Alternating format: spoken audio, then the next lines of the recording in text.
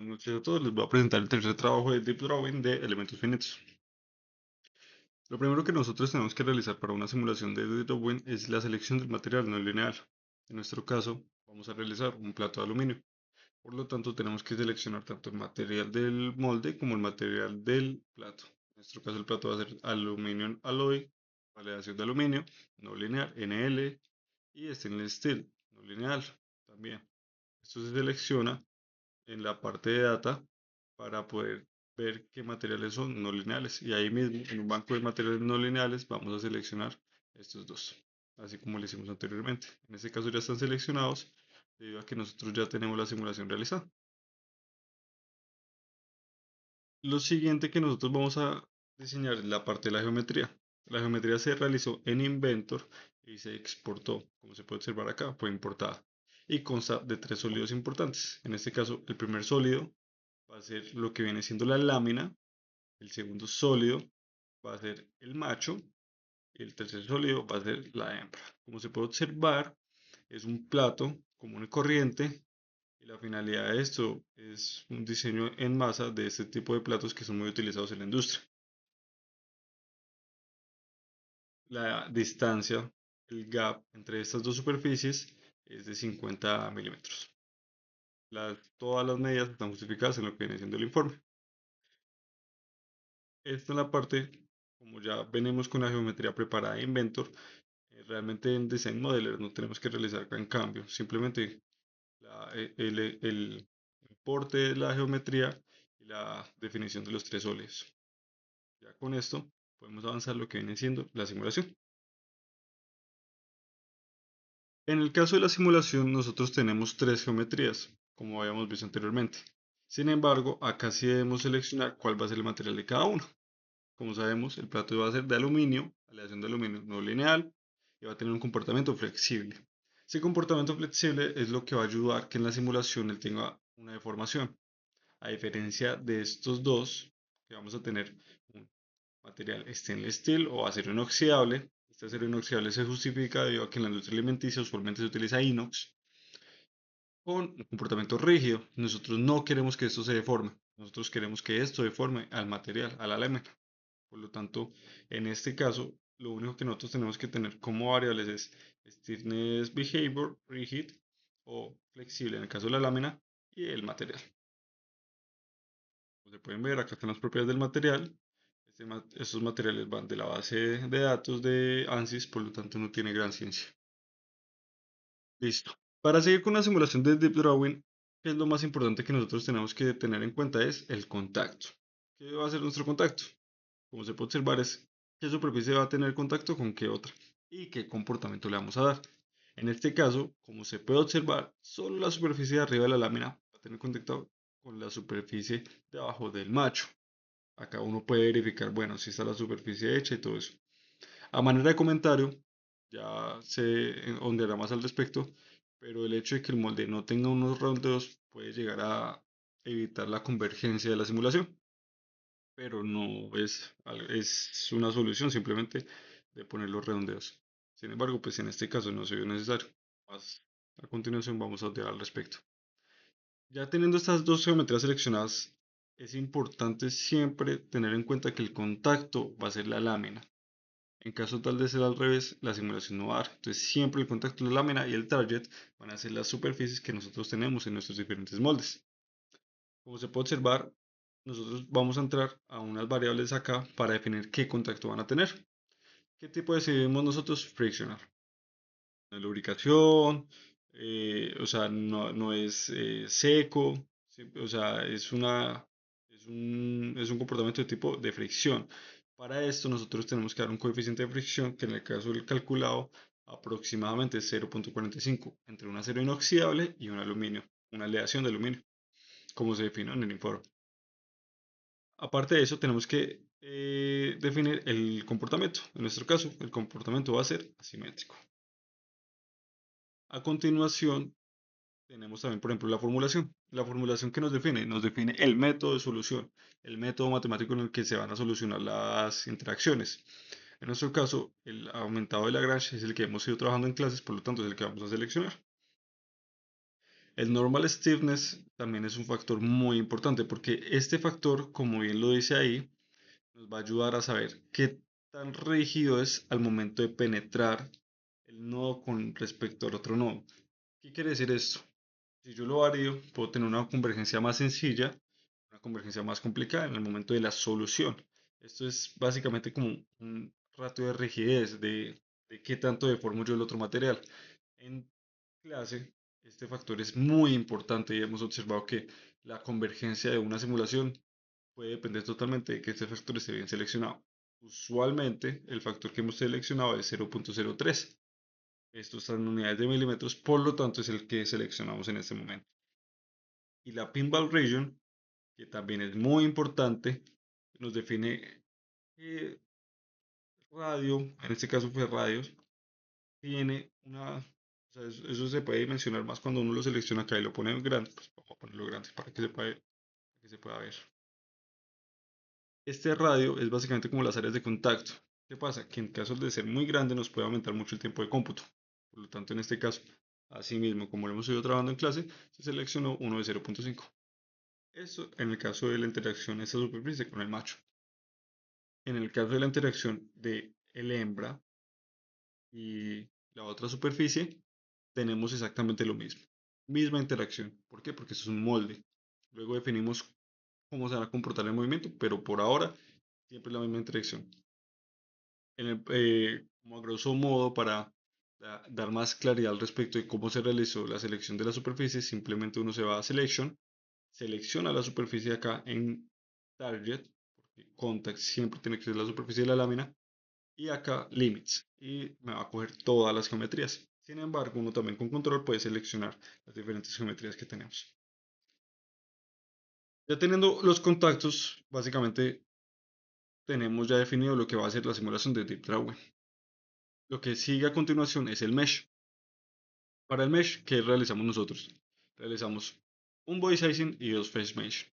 El body sizing me va a seleccionar toda la superficie y le vamos a dar un element size de 10 milímetros. Recordemos que en cuestiones de licencia estamos muy limitados con lo que viene siendo el mallado. También le vamos a dar un comportamiento de Path Conforming Method de tetraedros.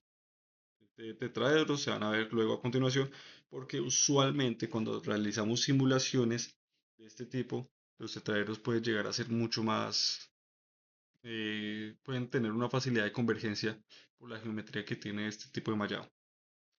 Para observar mejor, vamos a observar bien los mallados diferentes. Acá ya se puede observar.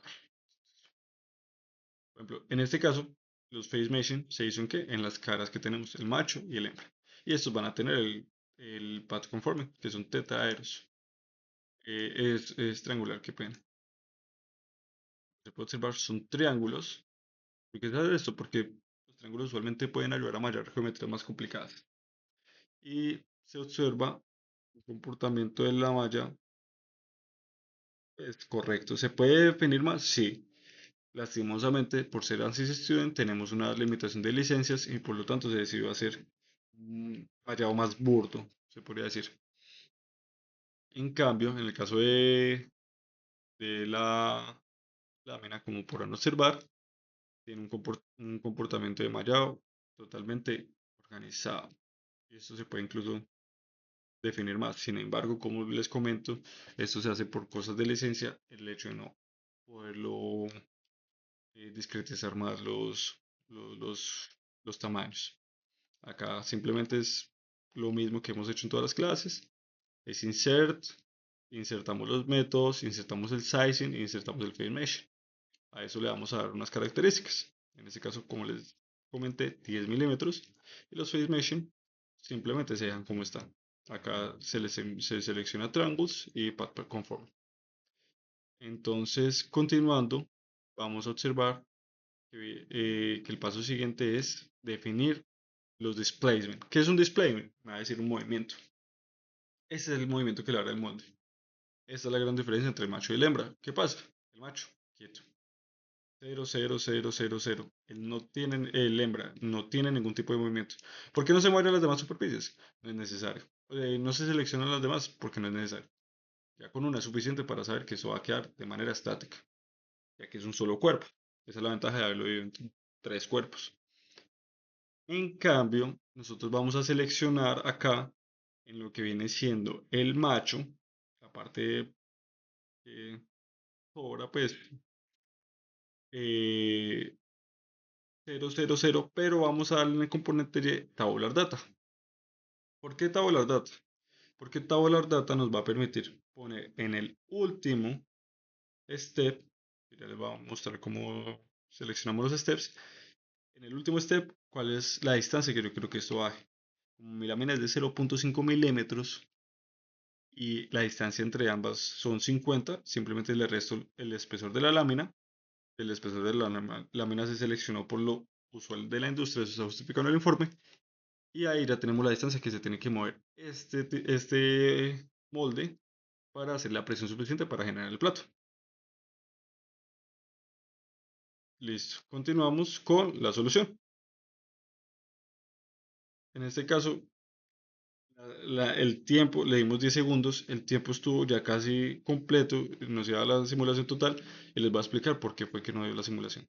Antes de eso, les voy a explicar lo que vienen siendo los steps. Los steps se definen en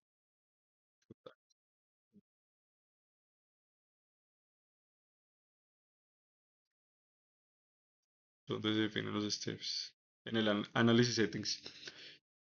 ¿Qué son los steps? Básicamente, cuántos steps yo quiero que calcule mi simulación. Yo escogí 10 por una cuestión de querer discretizar mucho más la simulación.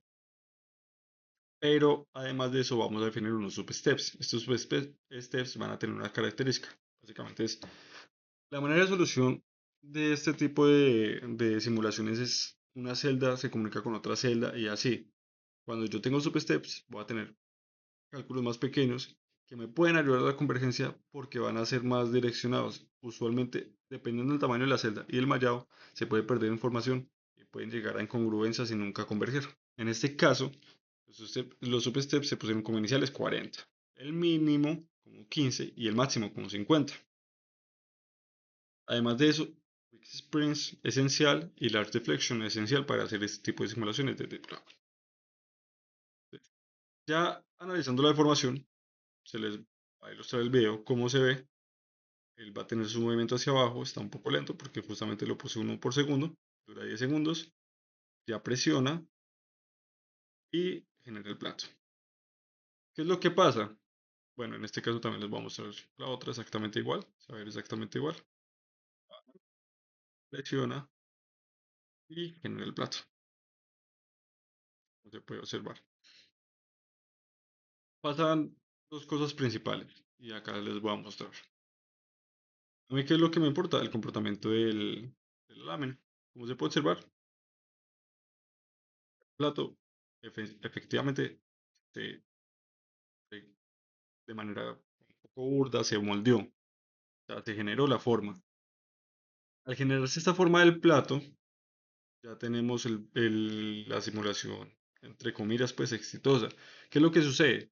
Como se puede observar, acá están las máximas deformaciones. Esto está con las dimensiones que nosotros le dimos, todas son coherentes. O sea, acá hubo deformación, claro que sí, porque presionó, pero vamos a observar bien qué es lo que realmente pasó.